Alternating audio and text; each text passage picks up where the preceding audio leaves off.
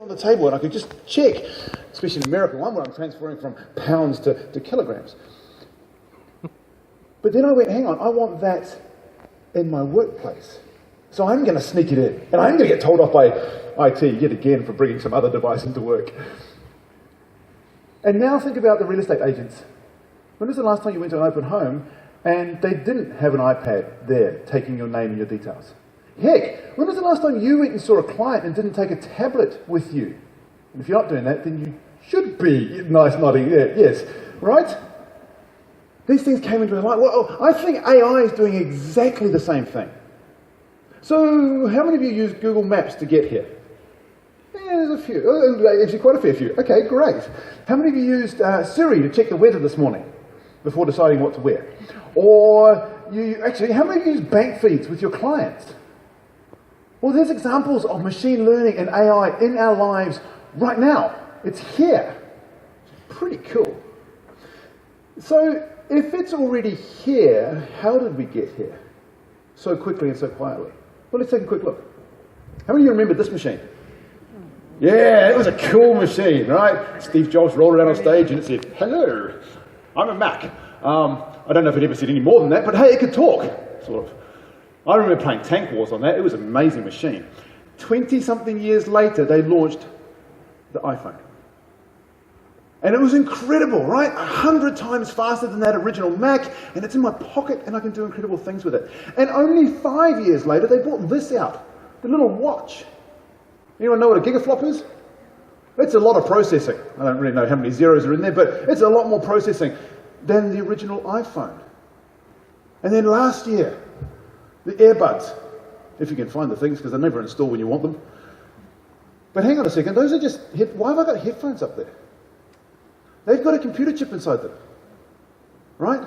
They've got a computer chip inside that knows when it's beside my iPhone, or when it's beside my iPad, or when it's beside my Mac. And it knows where the phone call's coming from, and it automatically switches between the two, or the three. Or heaven forbid I ring you, right? Now this is the cool part, because it listens to my voice and it takes out the ambience around the background so that we have a really crystal clear conversation. That's artificial intelligence on a little thing in my ear, helping me to have a better conversation with you, right? So these things have got faster and faster and faster. This is what we call the growth of compute power. Chips can do more and more calculations per second, and getting smaller and smaller and smaller, and getting more and more embedded in our lives. Really exciting stuff. Okay, so when we think about AI, we still kind of think about it though being this great big beast of a thing that does everything. Well, the reality is there's actually 3 different types of AI. There's what we call narrow AI, and strangely enough, we're actually really good at this one, and it's everywhere.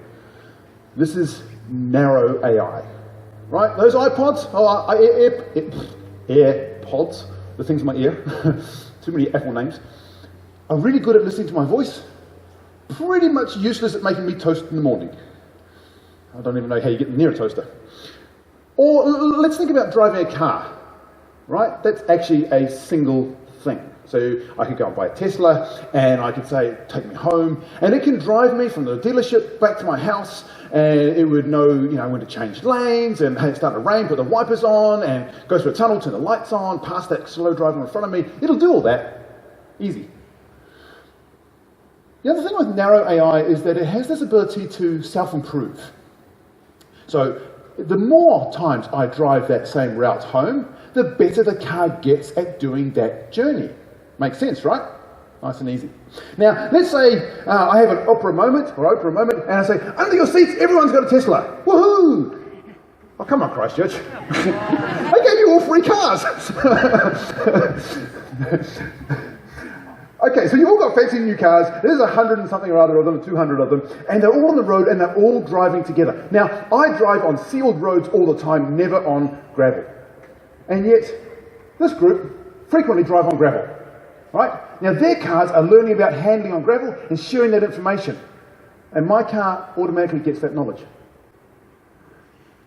When you have more than one thing self-improving together as a group, the speed at which they self-improve is massively increased, and we call this the law of accelerating returns. So in this field of narrow AI, we have massive growth in compute speed and massive growth in learning. But then we get to general AI. And this is where learning starts to actually happen. So we've gone from self-improvement to, well, really in this space, it's I take a concept from over here, pick it up, and put it over here. And now I can actually start to learn. Kind of quite a cool space. This is still in its infancy, but is rapidly changing.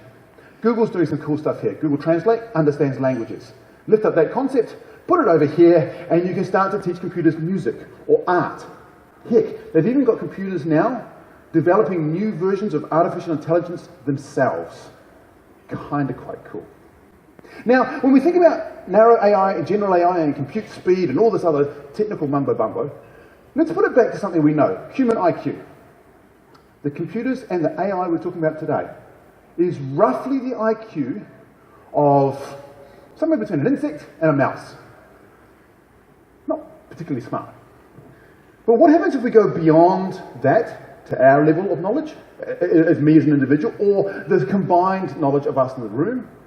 Or heck, what if we got a computer that had an IQ in excess of 10,000? Well, then we get to what we call super AI. And to be brutally honest, very few people know what's going to happen at this point. The computers will have knowledge. They'll have understanding. They'll be certainly aware. And it's going to be a pretty exciting and amazing time.